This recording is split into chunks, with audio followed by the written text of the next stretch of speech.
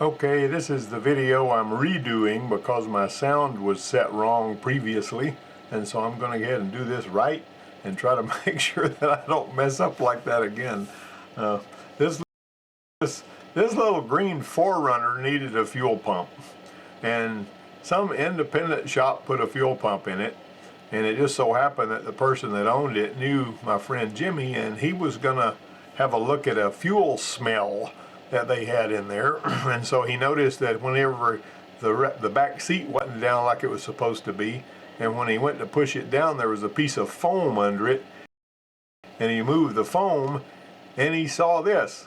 And this was a real disaster here. Rather than dropping the tank like they should have, they just cut. And how many other vehicles do you think they've done this to? You know, I know that some of the vehicles, like some of the Buicks and stuff, actually you can go in through the trunk, or on a lot of them you can take up the back seat and you'll be able to get to the fuel pump. And that's pretty smooth, and really more of them should be that way.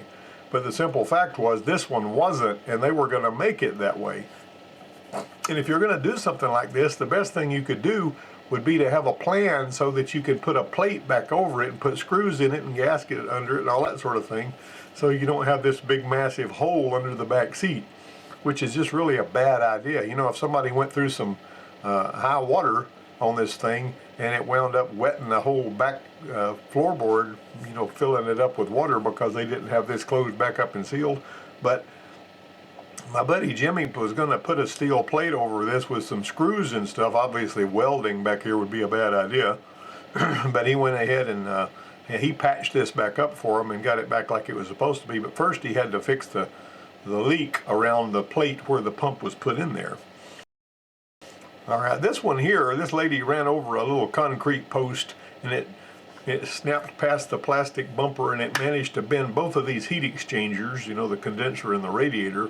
Neither one of these things were leaking, but it really, since you had to replace the little plastic carrier that held the radiator and whatnot, you needed to go ahead and replace the heat exchangers too. And so we went ahead and did that. It wound up costing about $750 by the time Bobby was through working on this thing. We did get it straightened out for him back like it was supposed to. This guy didn't even file an insurance claim. We just went ahead and fixed it, and he paid the bill and went on about his business. It didn't hurt the bumper because the bumper was so flexible.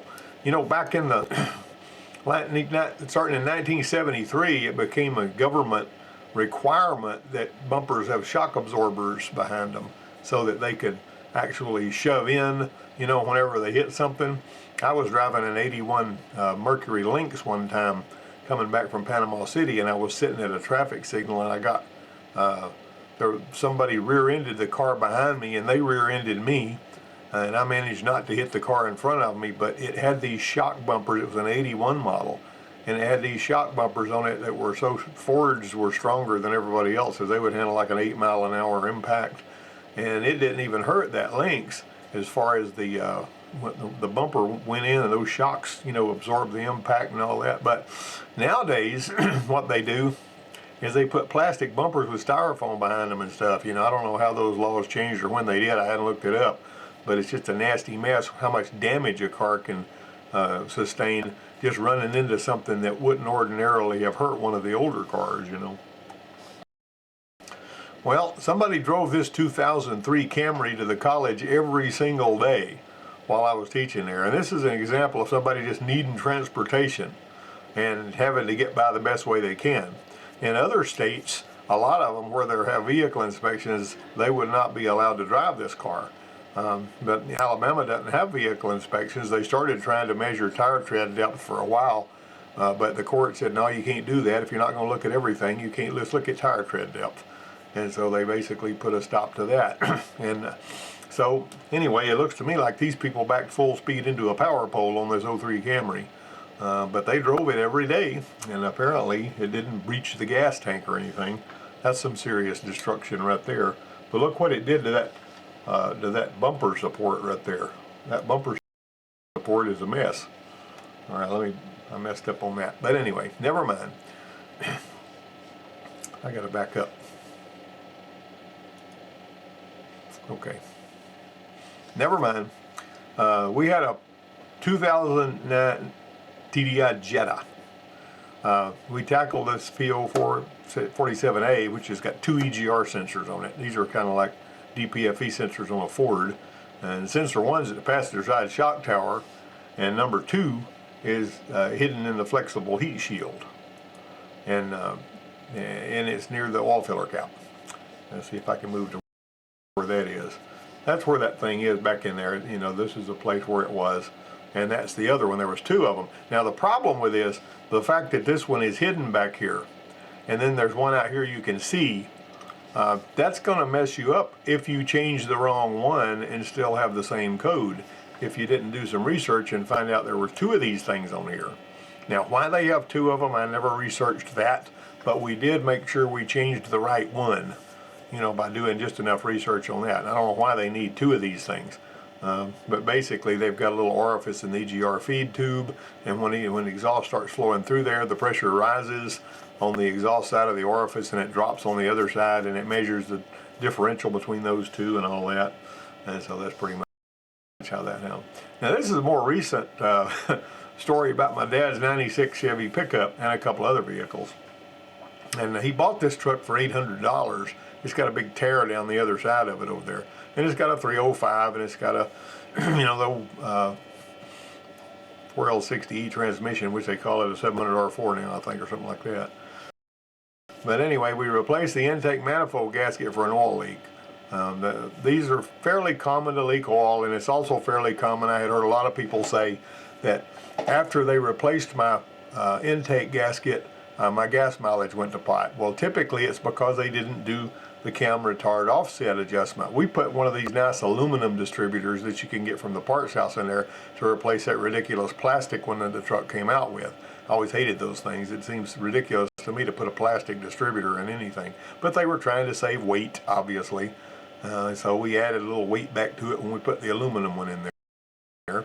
This is an important step. We set the cam retard offset. You got to hook the scan tool up, look at the ECT engine RPM, cam retard offset, start the engine, let the engine idle until it reaches operating temperature. And below 1,000 RPM, you're not going to get an accurate cam retard offset reading. Raise the engine speed to 1,000 and use a scan tool to monitor the cam retard offset. And if it's not on 0, you turn it, keeping it above 1,000 RPM until you're reading 0, and then you lock it down.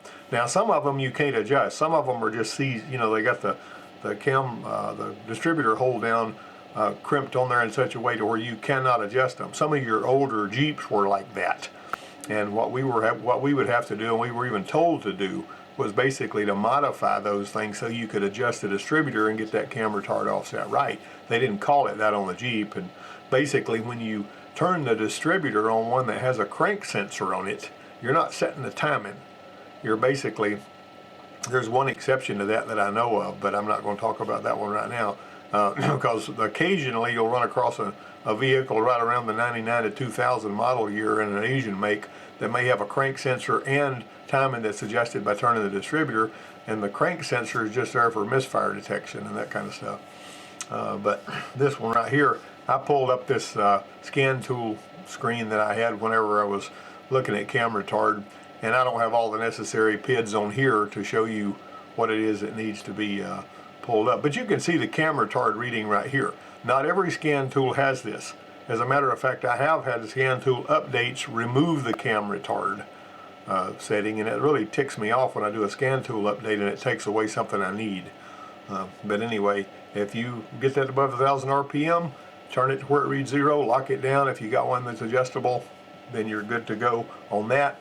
And if it's not adjusted right, what it'll do is it will bank fire those poppets, those injector poppets in there. And if it bank fires those injectors, that's obviously not going to give you the kind of fuel economy that sequential fuel injection will. And that's the deal on that. Later on we had to replace not only the oil pan gasket but the timing cover to stop the front leak. Of course, you're supposed to replace this timing cover anyway whenever you pull it off. It's just a plastic timing cover. Another thing they're doing to save weight, whenever they were trying to make things lighter and lighter and lighter, you know, they went from cast iron to aluminum to plastic manifolds and that kind of thing. But the timing cover, you can get a $74 replacement that's aluminum from Holley, which is pretty cool. And that's, I always like to go back with an aluminum part if I can get one, you know, which I did with that thermostat housing on my Explorer. I did cover that in a previous video. The engine on this 71 Eldorado had been replaced with a rebuilt engine from a 76 model, and the transmission, it's a 500 cubic inch engine, and the transmission had been rebuilt, but it quit quitting on the drive back home after the guy went to buy it. And the shop replaced the carburetor without even checking anything else. A lot of the times, if you go into a shop where they don't know anything about points in condenser, and there's a lot of people that they don't even think about what's in a distributor, but the points in the condenser was the first place we'd go back in the early 70s when I got started. If you had any kind of a running problem, the first thing you did was went and looked at the points, unless it was puffing black smoke and the choke was stuck shut or something like that.